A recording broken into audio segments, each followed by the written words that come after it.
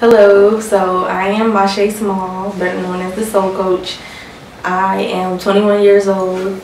I'm from Savannah, Georgia. I was born on leap year. That's February 29th.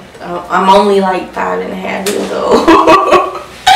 So it's every 4 years. So yeah. Yeah, I'm from Savannah, Georgia. I am currently in the Army Reserve. I've been in for 4 years in this upcoming December, well, next month. I am the oldest sibling.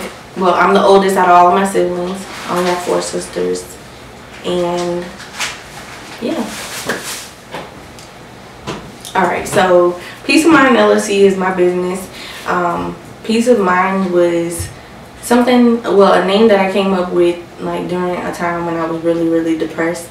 I had a breakup with my boyfriend at the time. We were together for almost 3 years and it just wasn't working. It was like one of those points in your life where you were just like, okay, I guess it's time for the biggest growth spurt ever. Not like you really had to get uncomfortable. So basically I had to focus on myself, because that's what everybody kept saying. Okay, you gotta focus on you.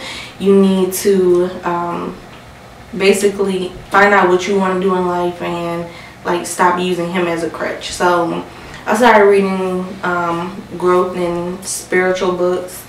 Well, yeah, I started reading those books, and at the time I knew that I was really good at giving advice to my friends.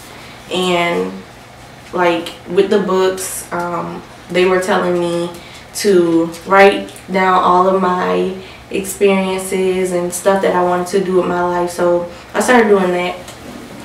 So once I kind of figured out what I wanted to do, it was kind of like a peace of mind. It was like a breath of fresh air. Once this happened, I kind of wanted to help other people. I wanted to create a blog, and I wanted to talk about other things, because like in my city that I'm from, Savannah, Georgia, there's a lot of gun violence and gang violence.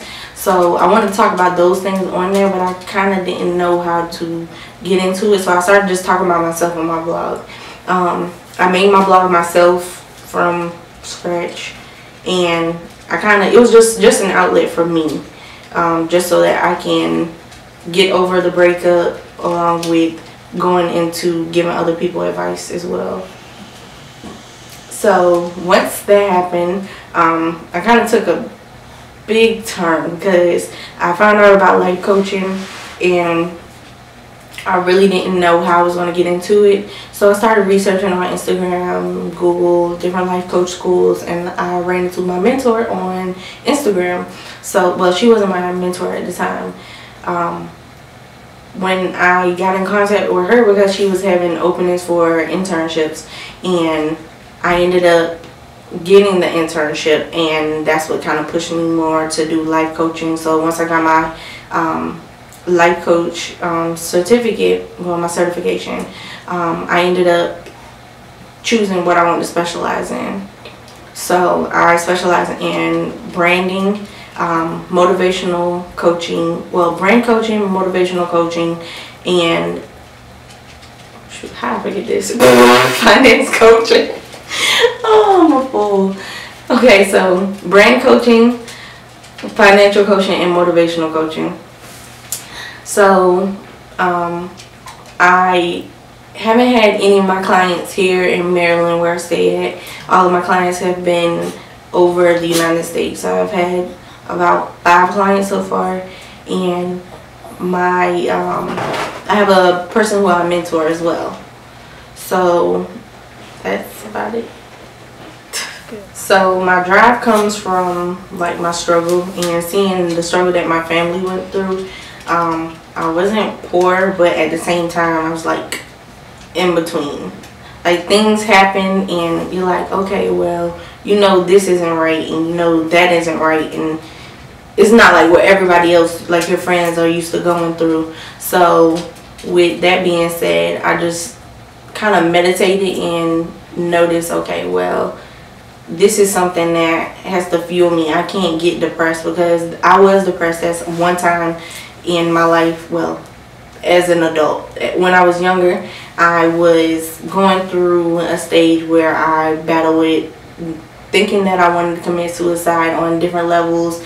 I used to cut myself, and it was just like something that everybody around me was going through. So I didn't want to let all of the stuff that I've been through keep me down, and what my family was going through keep me down. So I had to use something to fuel me. It's like, it's okay. I just like kept telling myself, okay, you gotta do better, you gotta do this. This is not what you're gonna settle for, so I might as well just keep going.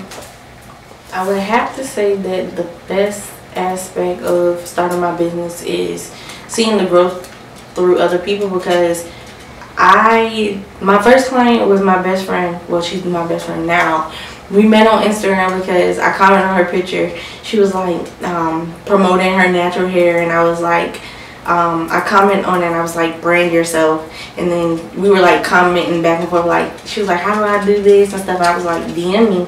So she DM'd me, and we were talking, and I was like telling her what she wanted me to do, and I can help her. And I was like, bam, all right, I got somebody, I'm gonna start helping her. So once I did this, from going, she had just graduated high school, like maybe a couple months before that, because we started talking around January of 2016, and she had just finished high school, and she didn't want to go to college because she knew college wasn't for her. So basically we were talking, and she said she wanted to start a business. So I helped her start her business. She was really, really shy. Like the first time I video chat with her, I called her, like, I was in my own zone. Like, I had my bonnet on, I was in a sweatshirt. I was like, I want her to see the real me, not a facade, not anybody who's gonna say, okay, well, I want you to pay me all of this money and help you with your business, and then, okay, I could help you and it might not work. I just didn't want her to think it was a scam. I wanted her to see the me who I really was. So basically, from seeing her being very shy, and like us talking each day, and then giving her assignments, because I give all my clients assignments each day. I would give her assignments saying, okay, I want to push you to do this, I want you to do that, and she just took it. She took it. She would, even though we were 3 hours, I'm 3 hours ahead of her. She's in Seattle, so yeah, 3 hours ahead of her. I would email her something, and she would send it to me like 2, 3 o'clock in the morning. And just going from where she was then to now, is like the growth. Like, she has 2,000 something, almost 3,000 people who use her hashtag Adore Your Curls.